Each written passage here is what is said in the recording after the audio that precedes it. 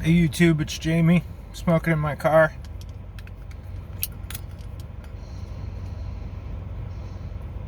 Came out for a quick smoke. I'm just relighting this bowl that I drove into work with. Smoking my Mastro de Paya Dolce Vita bent Rhodesian.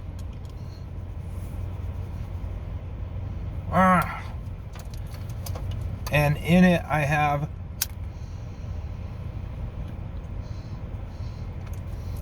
what's left of a bowl of HH Pure Virginia, McBaron's HH Pure Virginia, that I did a fold and stuff on. Now it's all up on the sides.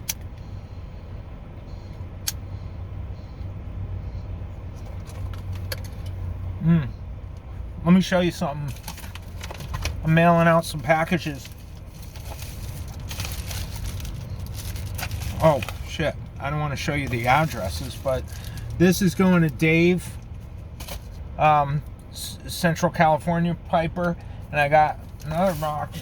This is going to Mike, Old Man Things.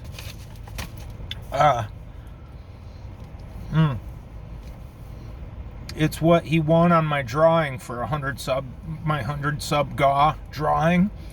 The pipe stand, the ashtray.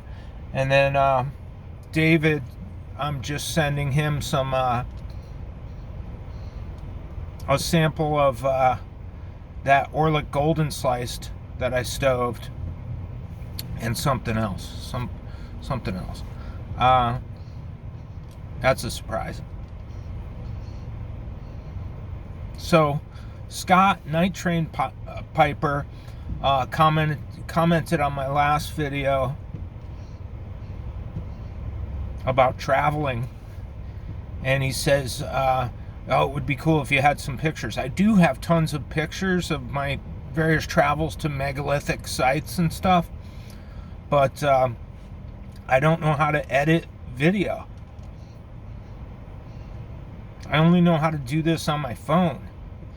I might be able to figure out a way. I don't know. Is there a free video editing program on a PC?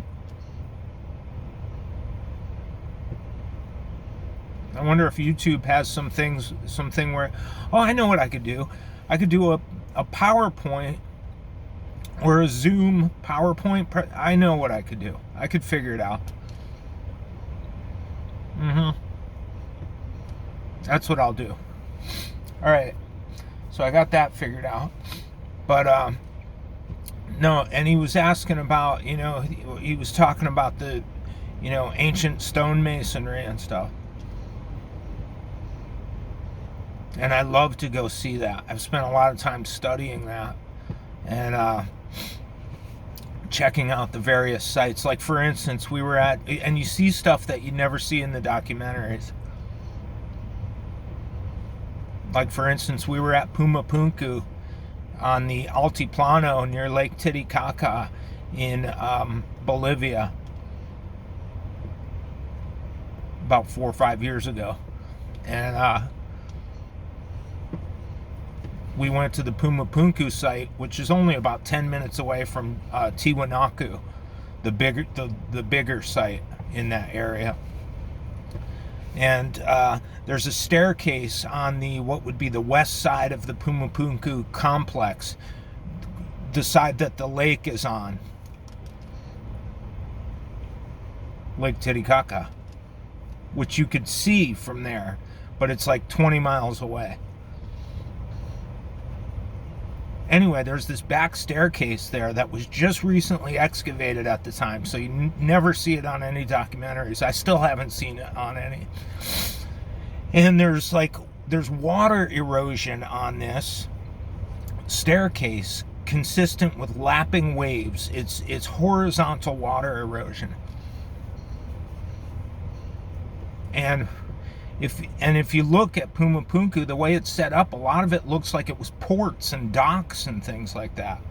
And you could tell the water was up that far, but who knows how long ago, right? So I asked our guide, and these people are trained guides, like they've gone to university to do this. This isn't like some person who's just like, this is their livelihood, this is their profession. And I asked our guide, a very trustworthy guide, we'd been with her several days. I was like, when was the last time the shoreline from Lake Titicaca was up this far? And I wasn't asking because I was asking because we were looking at this horizontal water erosion on the stairs, but she didn't know that. So I was like, when was the last time the lake was up this far? She said 17,000 years ago.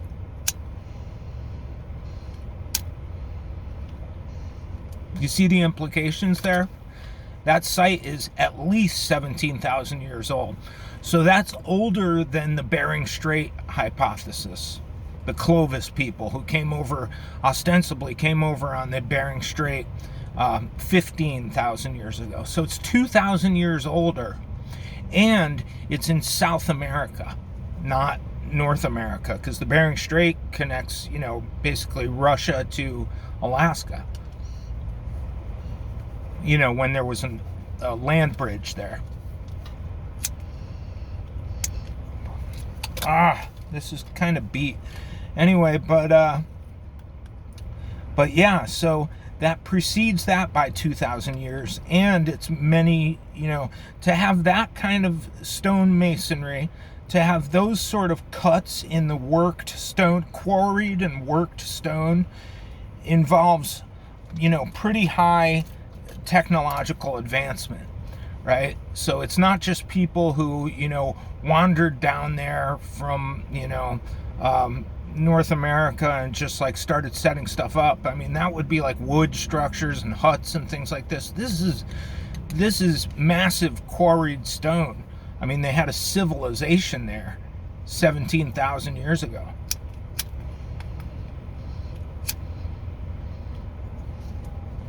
There were people in the Americas before the Bering Strait and Clovis people. And they never talk about that. That's not mainstream archaeology. They're starting to seed points here and there and be like, okay, we'll take that. But, academia is slowly catching up with this more fringe archaeological milieu.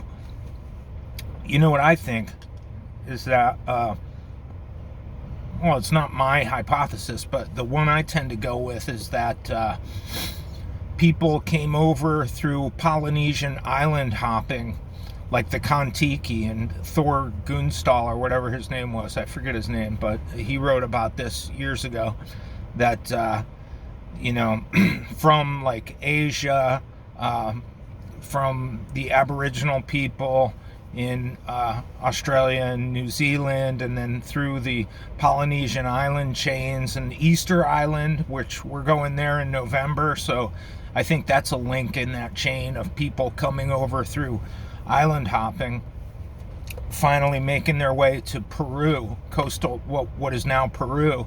And that's where you find sites like Nazca, where they have those lines, the Nazca lines, and then, of course, into Machu Picchu, Saskatchewan, and then up into the Andes near Lake Titicaca, where you get, some of the oldest advanced civilization, or maybe the oldest advanced civilization in the Americas. I'll talk to you later.